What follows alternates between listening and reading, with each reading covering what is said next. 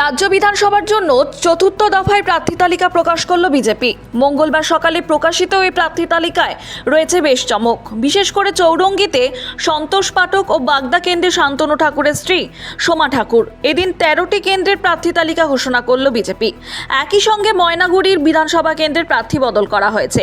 নতুন প্রার্থী হলেন ডালিম রায়। সন্তুপানের পর আর এক সাংবাদিক মানব গুহকে প্রার্থী করেছে বিজেপির চতুর্থ দফার প্রার্থী তালিকা প্রকাশ।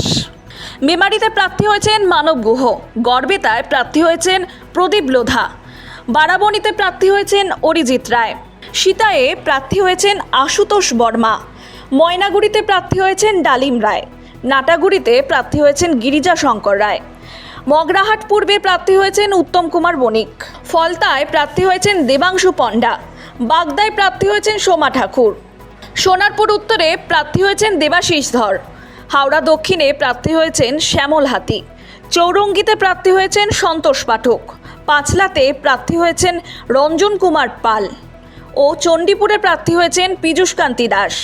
Bureau report, Hindustan news point.